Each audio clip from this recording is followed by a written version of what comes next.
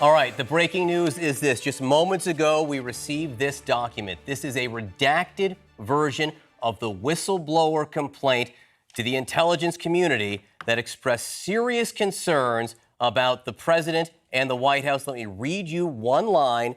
In the course of my official duties, I have received information from multiple U.S. government officials that the President of the United States is using the power of his office to solicit interference from a foreign country in the 2020 U.S.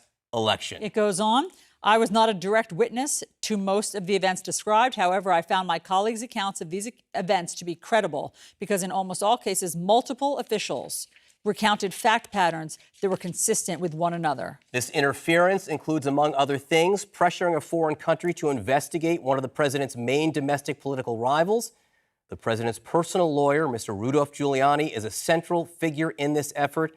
Attorney General Barr appears to be involved as well. About that phone call, very quickly, multiple White House officials with direct knowledge of the call informed me that after an initial exchange of pleasantries, President Trump used the remainder of the call to advance his personal interests. Namely, he sought to pressure the Ukrainian leader to take actions to help the president's 2020 re-election bid. All right, let's go to Lauren Fox, who's outside the hearing room. We're waiting to hear from the Director of National Intelligence. This is the document we've been waiting for.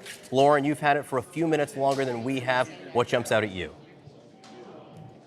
Well, I think the key points here, Rudy Giuliani is a key person who's involved here. And again, the president was using his office, this whistleblower alleges, basically to solicit foreign interference in the election against his top political rivals. That's going to be serious. And Democrats in here are going to be questioning the top spy this morning about exactly why this complaint did not come to Congress earlier, given the gravity of what is being alleged here. We knew that this was going to be damaging. That's what a lot of Democrats who were coming out after they saw this in a classified setting last night were saying. Adam Schiff, the top Democrat on this committee, warned that what he saw was very disturbing. And other Democrats as well came out and said this is just more proof that Nancy Pelosi made the right decision when she announced earlier this week that they were moving forward with that impeachment inquiry. Of course, now more than half of the Congress supports moving forward with that inquiry,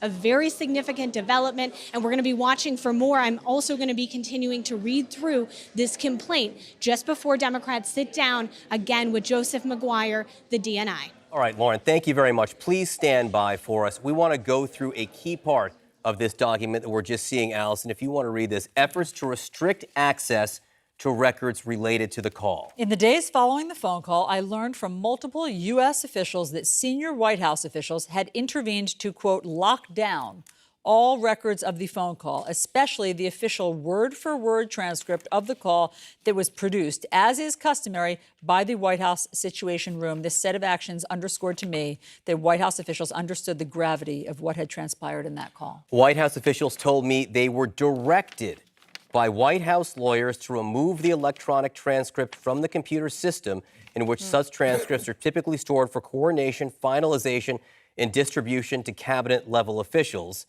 Instead, the transcript was loaded onto a separate electronic system that is otherwise used to store and handle classified information in an especially sensitive nature. One White House official described this act as an abuse of this electronic system because the call did not contain anything remotely sensitive from a national security perspective.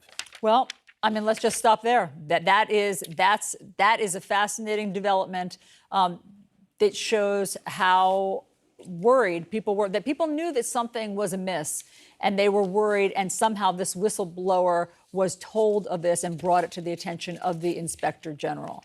Also, it says, I'll just go on, the White House officials who told me this information were deeply disturbed by what had transpired in the phone call. They had told me there was already a discussion ongoing with White House lawyers about how to treat this call because of the likelihood in the officials' retelling that they had witnessed the president abuse his office for personal gain. All right, again, the key thing here, White House officials told me they were directed by White House lawyers to remove the transcript from the computer system in which transcripts are typically stored.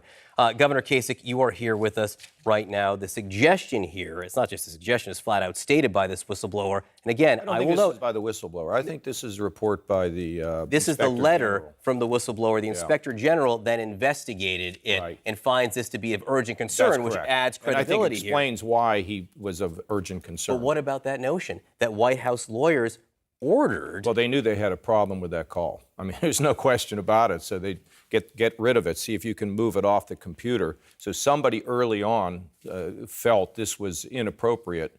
And that's, I think, what the whistleblower said, wait a minute, you're not going to move that off so it can't be investigated. I'm going to report this to the Inspector General.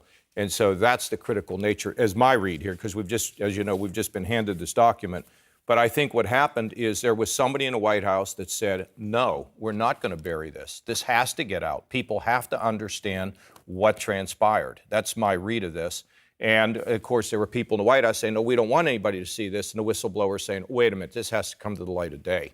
And it's very serious, extremely serious. Caitlin, your reaction as you read this, and how do you think the White House? And what's so interesting is we've heard White House officials downplay this whistleblower, saying it was someone who they believed was biased, that didn't like the president. And when you're reading this, it says, quote, over the past 4 months, more than half a dozen U.S. officials have informed me of various facts related to this effort. So this person who made this complaint spoke to multiple people and says later on that essentially what they were hearing from some people, they were hearing from multiple people. So, and they corroborated each other's stories. So essentially, it's multiple people inside the government that were making claims about this. Here's the thing. When I look at this, how does it make me feel?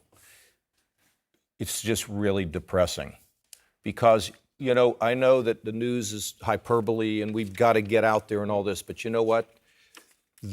Removing a president of the United States, taking him out of the White House, because I remember the day when Nixon got on the helicopter and flew out of there, and I don't want to compare them, but I remember that. We deal with the presidency. It's a very serious matter, and to see this, this is very, very serious. Does it make that possibility more likely? Does this document make that possibility more likely? Well, what this document says is that you had White House people who wanted to not let this call become public, who then acted to try to not have it come public, and this statement says this was urgent concern because the IG sees this and says, no, this has to get out there. There's a and word it has to for be this. investigated. There's a word for this, or a hyphenated word. It's cover-up. The idea here that it's not the conversation, not just the conversation itself, but it's covering up and hiding trying to the remove fact the of call. the conversation. I can't. Look, I'm with you on this, but you've got additional information. Giuliani is going to have to testify. William Barr is going to have to testify. Let us go in sequence carefully and in a position where... I mean, you've been prescribing being circumspect, and when we talked to you before the commercial break, you said you didn't have enough information. But here's a big chunk of new information. Well, a lot of this is confirming what we already saw in the transcript. I mean, that's what a lot of this is, and why he thought it was so important. I think it's critically important. That's why the intelligence committees have to go through this.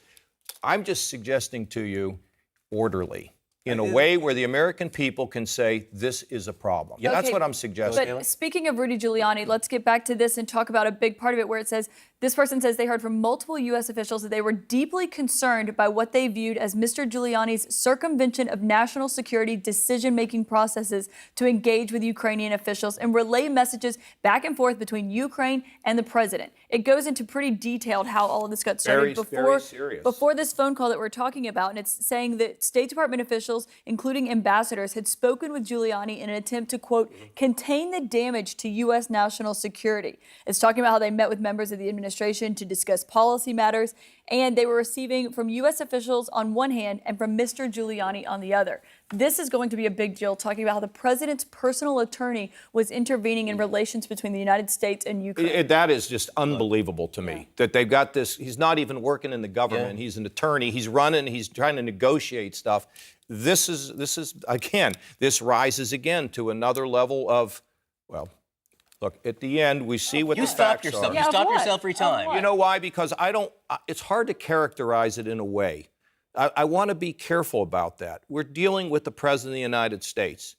I have never been a fan of his. I've never supported him. I just want the process to play out. Just the facts, ma'am. Just the facts is all I want. And the jury in my mind, John, the jury is out in my mind as to whether this is going to lead to his removal. I don't want to go there. I want this to be completed and let everybody look at the facts and then decide, yes, no, right, wrong, what do we do?